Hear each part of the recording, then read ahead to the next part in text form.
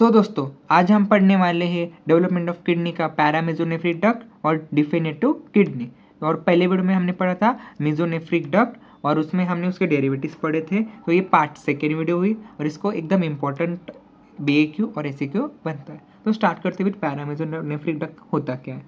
पैरामेसोनेफ्रिक duct को और एक नाम होता है मुलेरियन डक्ट और मेसोनेफ्रिक डक्ट को क्या था वुल्फिंग डक्ट या फिर लीडिंग डक्ट। तो उसके बाद पैरामेसोनेफ्रिक डक्ट आर पेयर्ड, जैसे दोनों टाइप साइड को भी किडनी होती है इसलिए वो भी पेयर हो गया। तो paramesonephric duct are the paired duct that develop in urogenital ridge of intermediate mesoderm lateral to the mesonephric duct. तो हमें पता है कि यूरोजेनिटल रीच होता है जो क्या कहाँ से डेवलप होता है इंटरमीडिएट मेसोडर्म, जो क्या करता है फॉर्मेशन ऑफ सारे मेसोनेफ्रिक मेटानेफ्रिक प्रोमेसोनेफ्रिक डक्ट को ओरिजिनेट करता है। उसके बाद in 6 week of intrauterine life lining epithelium of peritoneal cavity और सिलोमिक एपिथेलियम मीन्स उसमें एक लाइनिंग एपिथेलियम आ जाती है। इन्वेजिनेट कहाँ पर करता है इंटरमीडिएट मेसोडर्म एंड फॉर्म पैरामेसोडर्म। पैरामेसोडर्म तक ओरिजिनेट कैसे हो गया कि लाइनिंग एपिथेलियम होता है पेरिटोनियल कैविटी की। हमें पता है कि जो एब्डोमेन की एक लाइनिंग होती है उसे हम क्या होता है पेरिटोनियल लाइनिंग। तो उसका इन्वेजिनेट कहाँ पर होता है सिलोमिक एपिथेलियम में और उसमें इंटरमीडिएट मेसोडर्म का इन्वेजिनेशन होता है एट एम्ब्रियोनिक लाइफ। मीन्स एक ऐसा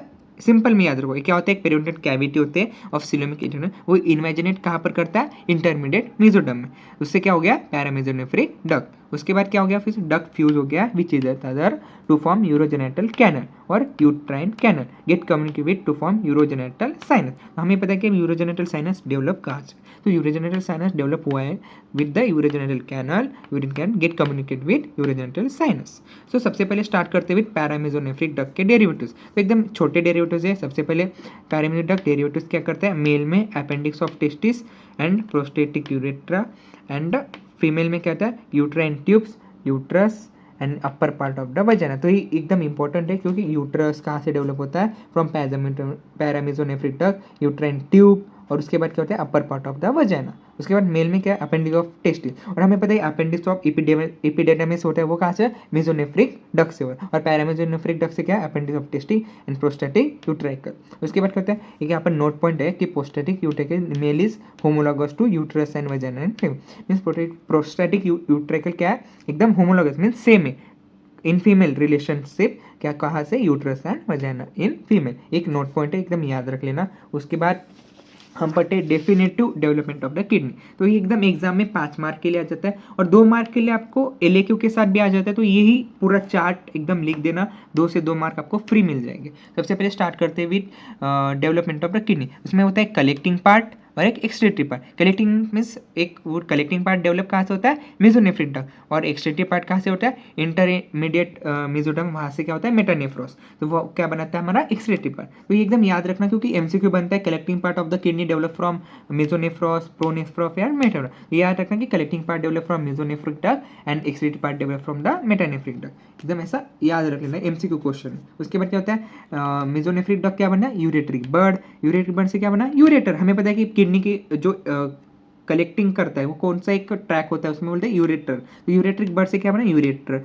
यूरेटर से क्या होता है रीनल पेल्विस, रीनल पेल्विस से क्या होता है मेजर एंड माइनर कैलिक्स। हमें पता है मेजर एंड माइनर कैलिक्स वो हमारे पिरामिड्स रीनल पिरामिड्स के पास कनेक्ट होते हैं। उसके बाद मेजर एंड माइनर कैलिक्स के बाद क्या होता है कलेक्टिंग डक्ट, कलेक्टिंग डक्ट से कलेक्टिंग ट्यूब्यूल्स जो हमारे नेफ्रॉन में इन्वेजिनेट हो जाता है। तो वही प्रोसेस हमने बस उल्टे डायरेक्शन में पढ़ा है। तो कलेक्टिंग पार्ट क्या होता है एक मेसोनेफ्रिक डक्ट, वहाँ से क्या हो गया यूरेट्रिक बर्ड यूरेटर। उसके बाद क्या हो गया रीनल पेल्विस, रीनल पेल्विस से मेजर एंड माइनर कैलिक्स। उसके बाद क्या collecting duct collecting tubule easy. उसके बाद क्या होता है एक्सट्रेटिव पार्ट। एक्सट्रेटिव पार्ट कहाँ से डेवलप हुआ है हमें पता है मेटानेफ्रोस, मेटानेफ्रोस से क्या बना मेटानेफ्रिक ब्लास्टिमा, मेटानेफ्रिक ब्लास्टिमा से क्या बना मेटानेफ्रिक वेसिकल। तो अभी मैं डायग्राम में भी दिखा देता हूँ कि मेटानेफ्रोस से क्या बना। ये हमें पता है रीनल पेल्विस, रीनल पेल्विस कहाँ से डेवलप हुआ है हमारा जो यूरेटर, यूरेटर को कहाँ से डेवलप है हमें पता है कि वो मेसोनेफ्रिक डक्ट और मेटानेफ्रिक ब्लास्टिमा जो किडनी का जो हमारा कॉर्टेक्स पार्ट है और उसका थोड़ा सा जो मेडुला है जो कहाँ से बना है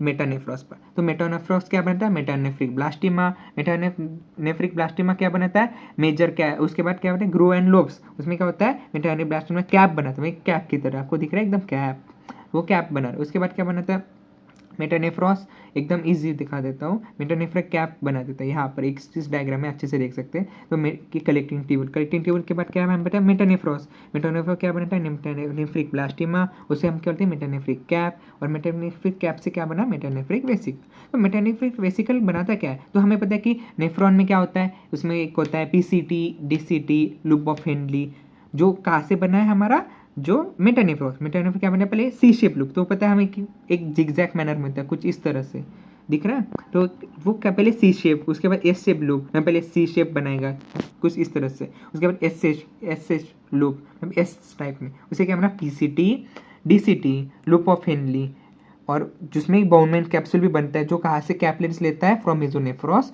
जो ग्रोमिनेस में आता है, और क्या बनाता है हमारा kidney, with the help of fusion of collecting part and excretive part. तो इसमें ऐसा एकदम डायग्राम में एक बार अच्छे से देख लो कि इसमें सबसे क्या बना, मेटोनेफ्रॉस से मेटोनेफ्रिक कैप, मेटोनेफ्रिक कैप से मेटानेफ्रिक वेसिकल, मेटानेफ्रिक से रीनल ट्यूब्यूल, उससे नेफ्रॉन के कौन से part, PCT, DCT, collecting tubule, और क्या बना, loop of Henley. Loop collecting tubule कहाँ से बना, ये याद रखना कि वो मेसोनेफ्रॉस से बना, मेसोनेफ्रॉस।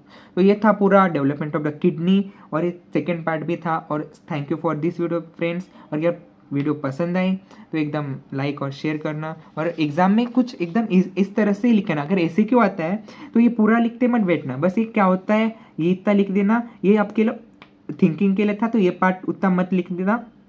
उसके बाद डायरेक्टली लिख देना पैरामेट्रिक के डेरिवेटिव्स क्या होते हैं, मेल में अपेंडिफोटेस्टिक, प्रोस्टेटिक यूरेट्रिकल, और फीमेल के रेटिक्टिबुल्स and upper part of the vagina. और आपको लास्ट में नोट्स भी प्रोवाइड कर दूंगा, और इसमें से सिर्फ इतना ही लिखना है कि उसमें डेफिनेशन क्या होता है, और ये सिर्फ आपके लिए नॉलेज के लिए था। और ये सबसे इंपॉर्टेंट पार्ट है कि डेवलपमेंट कैसे होता है, तो एकदम ऐसा दिमाग में याद रख लेना। और आप एग्जाम में कुछ इस तरह से फ्लो चार्ट में लिख रहे हैं, तो फ्लो चार्ट में लिखते हो तो आपको एक्स्ट्रा मार्क मिल जाते हैं, क्योंकि एग्जाम को लगता है कि हाँ इसने प्रॉपर स्टेप बाय स्टेप लिखा है, और एकदम अच्छे से एकदम फ्लो चार्ट में लिखा है। उसके बाद ये था development of kidney. Thank you for this video friends.